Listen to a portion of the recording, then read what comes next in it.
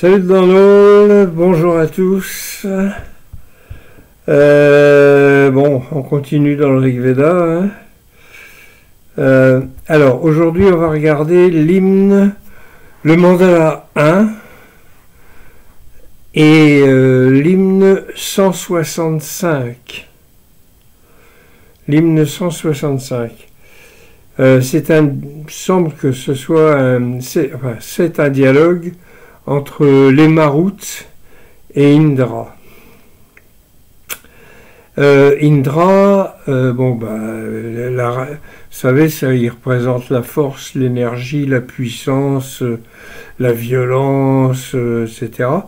Et qu'on représente souvent avec la foudre à la main, il crève les nuages, ça fait pleuvoir, etc. Et les Maruts, donc la racine, c'est Mrityu, ça vient de Mrityu, qui veut dire la mort. Donc là, c'est les Maruts, c'est ceux qui font mourir. Et Indra, celui qui est puissant, qui est puissant, fort, etc. Et ils sont ensemble. En général, ils sont ensemble. Disons que c'est ses compagnons, et on les décrit comme des jeunes gens avec des bijoux, des colliers, des médaillons, des lances brillantes en cuivre, etc. Voilà. Le rishi, c'est Agastya Maitra Varuni. C'est de la famille donc de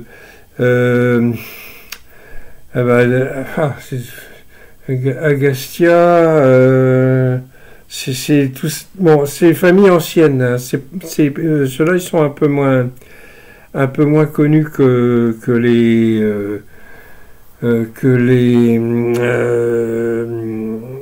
ceux qui étaient qui sont impliqués dans la guerre des 10 rois, parce que là, c'est beaucoup plus vieux, quoi. Tout ce qu'il y a tout ce qu'il y a dans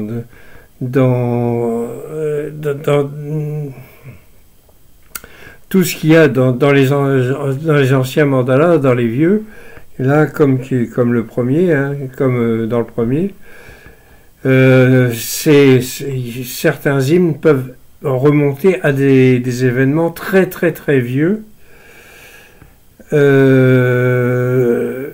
Alors ça sert pour les métaphores, et puis nous n'oublions pas qu'on est dans un sacrifice, dans une cérémonie spirituelle où au bout de 5 jours on boit le soma, 5 jours ou alors même moins pour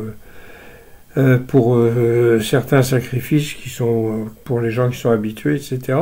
Mais au moins il y en a au moins un qui revient tous les ans au printemps pour la nouvelle lune, une des nouvelles lunes du printemps, pas la nouvelle lune, c'est la pleine lune, pardon, et c'est l'Agnistoma, donc ça dure 5 jours, 4 jours de préparation de l'esprit, et le 5e jour, on boit 3 fois le soma, hein, le matin, le midi et le soir. Et ça fait quelque chose qui dure 18 heures, et c'est certainement très efficace. Bon, alors, la métrique, 1, 2, 3, 4, 5, bon, voilà, il y a juste 5 mètres. On va par contre, il y a pas mal de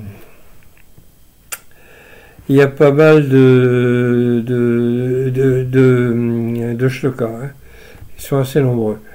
Alors, à quelle splendeur, alors je commence, hein. Donc là, à quelle splendeur sombre les Maruts, égaux en âge, sont-ils conjointement unis? À quel hymne? D'où sont-ils venus? Ils chantent la virilité du feu pour obtenir la richesse. Hein? À quelle splendeur sombre, une splendeur sombre, hein, les Maruts, égaux en âge, sont-ils conjointement unis? Bon, qu'est-ce que peut être une splendeur sombre? Je n'en ai aucune idée. Sont-ils conjointement unis? Oui, bon. À quel hymne? D'où sont-ils venus? Ils chantent la virilité du feu pour obtenir la richesse. La virilité du feu, je vois pas. Hein, bon, la richesse spirituelle, l'illumination, tout ça, bon, vous commencez à connaître. Quel mantra les jeunes ont-ils accepté? Qui, dans le sacrifice, a fait retourner les maroutes? Ils vont comme des aigles dans le monde intermédiaire. Comment les retarderons-nous avec le grand esprit? Quel mantra, au pluriel, hein, quel mantra les jeunes ont-ils accepté? Les jeunes, c'est les maroutes. Qui, dans le sacrifice, a fait retourner les maroutes?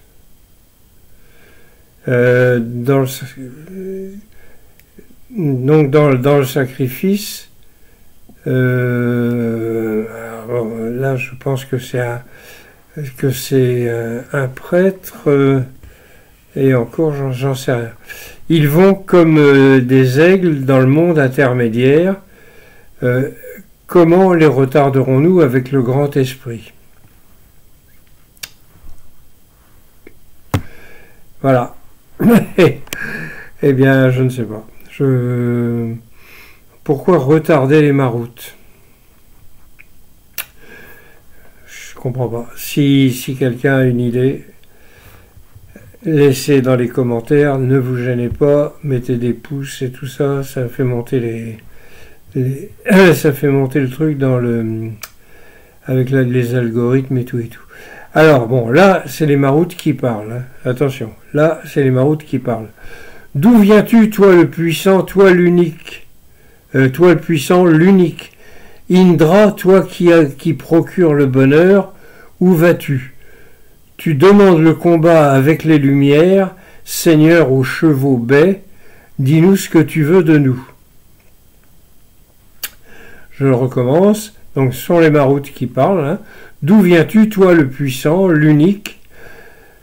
Indra, toi qui procures le bonheur, où vas-tu? Tu demandes le combat avec les lumières. Seigneur aux chevaux bais, dis-nous ce que tu veux de nous. Ouais, bon, ben là, c'est pas très compliqué. Donc, le bonheur, c'est évidemment la fusion avec le Brahman, hein, l'Atman, le Brahman, tout ça. Donc, voilà, tu demandes le combat avec les lumières. Ouais, c'est bon. Seigneur aux chevaux bais, bon, bah, il a des chevaux bais, donc en fait, le mot c'est rougeâtre. Hein, c'est enfin rougeâtre, c'est brunâtre, rougeâtre, donc baie aussi. Tous ces mots-là. Dis-nous ce que tu veux de nous. Alors, Indra répond, hein, les hymnes, les mantras, les jus de soma rugissants sont à moi. La pierre à soma vient à moi. Ils veulent tous se réjouir de mes hymnes, ce sont mes chevaux bais qui m'amènent à ces offrandes. Alors, les hymnes, les mantras, les jus de soma rugissants sont à moi. Bon, ben oui, pas de problème. La pierre à soma vient à moi. Oui, bon. Pourquoi? Alors là, la pierre à soma est plus ou moins sacrée, puisqu'il y a même un hymne qui est, au moins un hymne qui lui est consacré, ou qui leur sont consacrés, parce qu'il y en a deux, il y a une en dessous pour une pierre plate. Ah non, pardon, je suis en train de confondre. Non, une pierre seulement, ça suffit. Mais quelquefois, ils avaient deux. Bon, ça devait dépendre aussi des secteurs où ça se passait, parce que entre Chantugai au nord de l'Afghanistan et Dholavira ou Lothal au Gujarat, il y avait certainement des différences, hein, parce que c'est quand même très très très très grand. C'est 2 fois la France. Donc, alors, je reprends. Hein. Donc, c'est Indra qui répond au Marut. Les hymnes, les mantras, les jus de Soma rugissants sont à moi. La pierre à Soma vient à moi. Ils veulent nous tous se réjouir de mes hymnes. Ce sont mes chevaux baies qui m'amènent à ces offrandes. Oui, donc Indra se déplace en char avec des chevaux baies. Alors, les maroutes répondent, hein, désormais avec nos poches, non, nos poches, pardon, désormais avec nos proches, avec ceux qui sont maîtres d'eux-mêmes, unis dans la mince splendeur, nous nous unissons avec les grands et les puissants. Ô Indra, nous sommes donc devenus l'offrande. Je recommence. Désormais, avec nos proches, avec ceux qui sont maîtres d'eux-mêmes, unis dans la mince splendeur, nous nous unissons avec les grands et puissants. Ô Indra, nous sommes donc devenus l'offrande. Donc les maroutes se considèrent comme l'offrande, puisqu'ils sont donc l'offrande pour Indra, j'imagine. Désormais avec nos proches, avec ceux qui sont maîtres d'eux-mêmes, unis dans la mince splendeur. Alors, la mince splendeur, là, mince, bon, je pense, pourquoi la mince splendeur, je ne vois pas. Nous nous unissons avec les grands et les puissants. C'est pas, nous nous unissons aux grands et aux puissants. Nous nous unissons avec les grands et les puissants, donc au Brahman. Pardon, mea culpa. Ô Indra, nous sommes donc devenus l'offrande. Alors Indra parle. Où était votre offrande au Marut quand vous m'avez chargé de tuer le serpent? Alors le serpent c'est Vritra, ou Aïe, ça dépend comment on l'appelle, mais c'est le serpent qui est dans le ciel et qui cache le soleil. Je recommence. Alors Indra parle. Où était votre offrande au Marut quand vous m'avez chargé de tuer le serpent? En vérité, je suis puissant, énergique, féroce. Je me suis prosterné loin des armes mortelles de tous les ennemis. Ah, bon, je reprends. Alors, donc, Indra parle. Où était votre offrande au Marut quand vous m'avez chargé de tuer le serpent? Donc, le serpent, donc c'est Vritra qui obstrue, qui cache le soleil, la lumière, et qui en plus retient les eaux. C'est-à-dire que comme le soleil est caché, je pense que c'est lié à l'histoire de Vritra en tout cas, est lié au volcan japonais qu'il y a eu il y a 5000 plus que ça. Qui a eu il y a en 5300 avant notre ère, un énorme, un super volcan, le plus gros qu'il y avait jamais eu d'après les vulcanologues, le plus gros volcan qu'il y a jamais eu dans l'histoire de l'humanité. Et qui a envoyé un tas de cochonneries dans le ciel, et du coup on voit plus le soleil. Comme on voit plus le soleil, il n'y a plus d'évaporation. Il y a beaucoup moins d'évaporation, donc ça entraîne une sécheresse, entre autres. Bon, alors, je reviens parce que je me suis un peu éloigné. En vérité, je suis puissant, énergique, féroce. Je me suis prosterné loin des armes mortelles de tous les ennemis. Donc bon, bah, Indra, hein, c'est la racine du mot, c'est Ind, qui signifie puissance, force, voilà. Je me suis prosterné loin des armes mortelles de tous les ennemis. Alors bon, les ennemis, c'est Indra est représenté comme un guerrier, mais n'oublions pas, nous sommes toujours dans un sacrifice. Un sacrifice où on boit le soma pour obtenir l'illumination. Donc, les ennemis, c'est aussi tout ce qui t'empêche d'avoir une très bonne expérience. Et puis, quelquefois, c'est vraiment très désagréable quand c'est mal parti. Quand c'est mal parti. Bien. Alors... alors, les maroutes parlent. Tu as accompli beaucoup avec nous comme camarades, ô puissant, avec tes puissances. Faisons beaucoup d'autres avec notre esprit, ô Indra le plus puissant, quand nous, les maroutes, nous le voulons. Donc les maroutes qui parlent. Tu as accompli beaucoup avec nous comme camarades. Camarades au pluriel. Nous, les maroutes, nous sommes tes camarades. Ô puissant, avec tes puissances. Faisons beaucoup d'autres avec notre esprit. Ô Indra le plus puissant, quand nous, les maroutes, nous le voulons. Bon, ben là c'est simple. Hop. Indra parle. Ô maroute, j'ai tué Vritra avec ma propre puissance.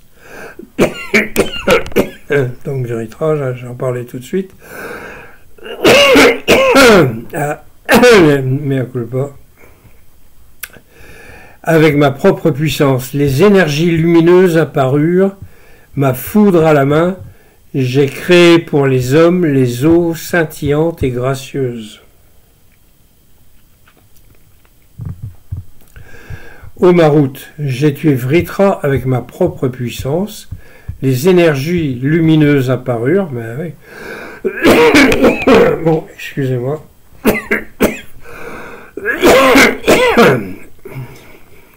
J'ai pas la possibilité de mettre sur stop la caméra avec ce logiciel.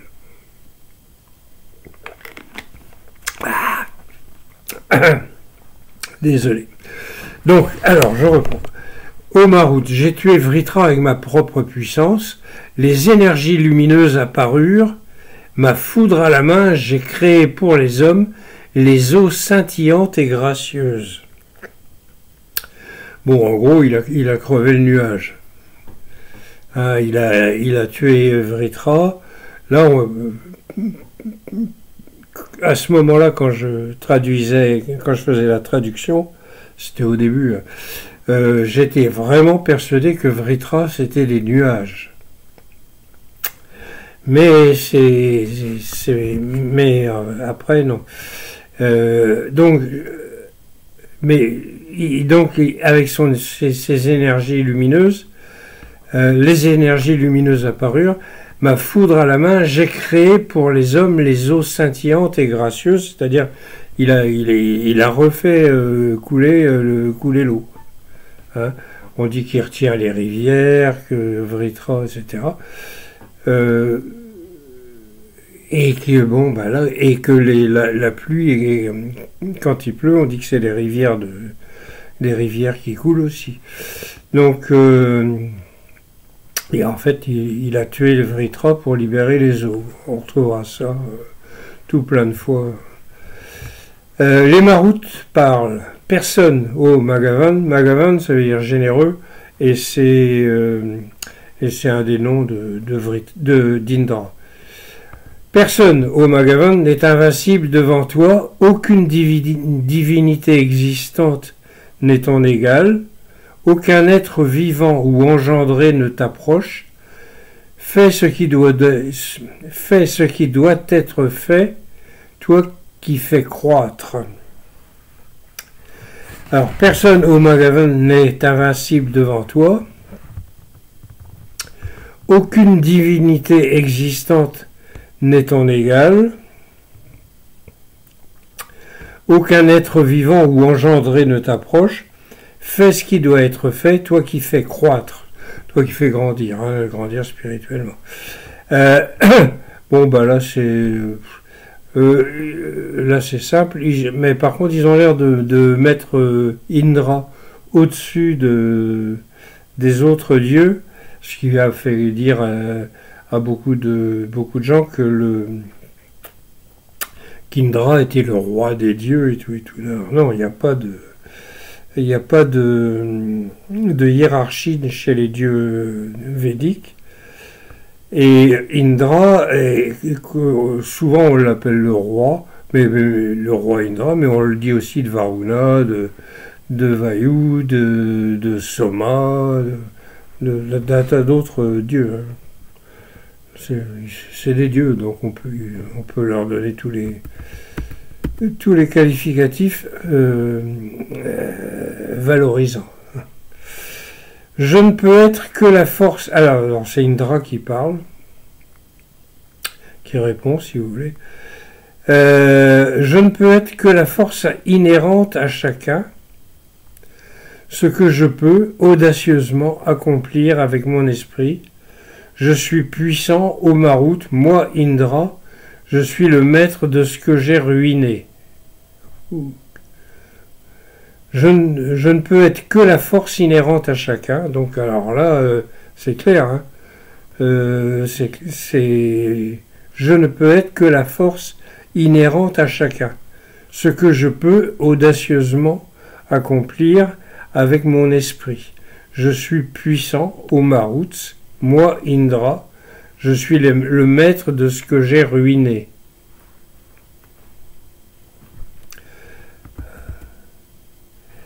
Alors, c'est Indra qui continue.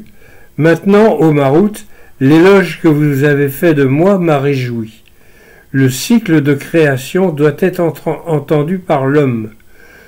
Pour moi, pour Indra, je fais naître l'amitié aux amis, la puissance aux puissants. Maintenant, ô Marut, l'éloge que vous avez fait de moi m'a réjoui. Le cycle de création doit être entendu par l'homme. Pour moi, pour Indra, je fais naître l'amitié aux amis, la puissance aux puissants. Bon, ben là, c'est tout simple. Vraiment, ils envoient leurs éclats à ma personne. C'est toujours lui qui parle. Hein. Vraiment, ils envoient leurs éclats à ma personne. Je reprends. Hein. Vraiment, ils envoient leurs éclats à ma rencontre, allant vers le maître à la gloire irréprochable. Alors, allant vers le maître à la gloire irréprochable, c'est le Brahman. Vous avez caché les couleurs brillantes de ce qui devient visible, ô Marut, et maintenant vous vous cachez de moi. Vraiment, ils envoient leurs éclats à ma rencontre, allant vers le maître à la gloire irréprochable. Vous avez caché les couleurs brillantes de ce qui devient visible.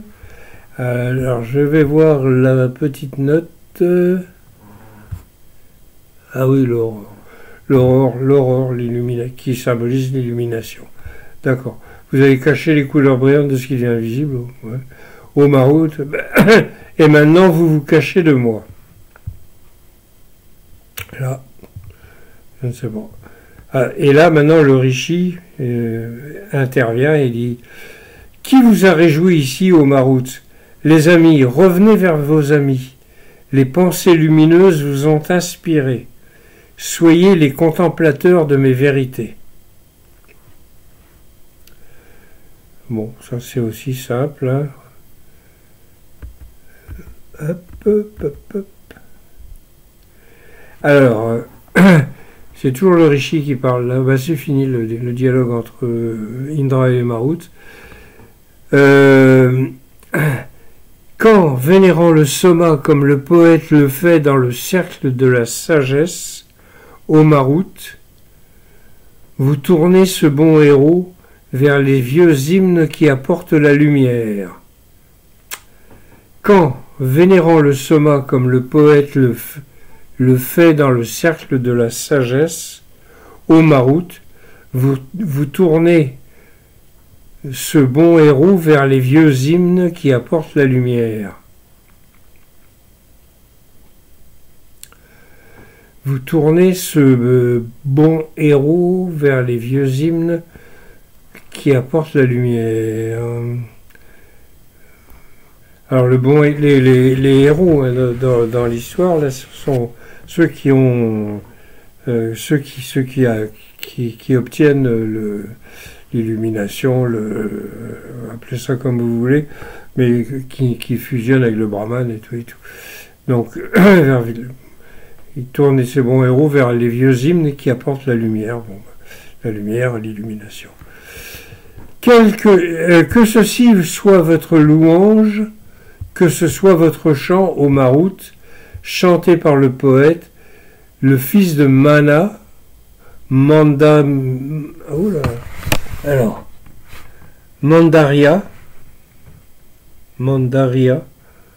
qui est-ce? Je regarde la petite note de bas de page. Alors ça veut dire le fils du vénérable. Je reprends alors le shloka entier. Que ceci soit votre louange, que ce soit votre chant au Marout, chanté par le poète, le fils de Mana, Mandaria, apporter la puissance de l'oiseau à notre descendance. Nous pouvons ressentir la puissance, la force et la prospérité. Donc oui, chanter. Alors c'est le fils de Mana, donc c'est le rishi qui a composé l'hymne.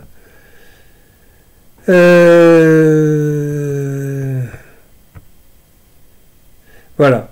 Bon. Bon, c'est relativement simple cet hymne-là. Je pensais qu'il y avait peut-être des allusions à de l'astronomie, mais il n'y en a pas. Bon, alors je vous propose d'aller voir dans le 10e mandala, maintenant. On était dans le premier. Je ne sais pas combien de temps, ça fait que... Pas faire des vidéos trop longues. Où es-tu? 27 minutes. Ah ouais. Alors, attendez. Si j'en trouve un...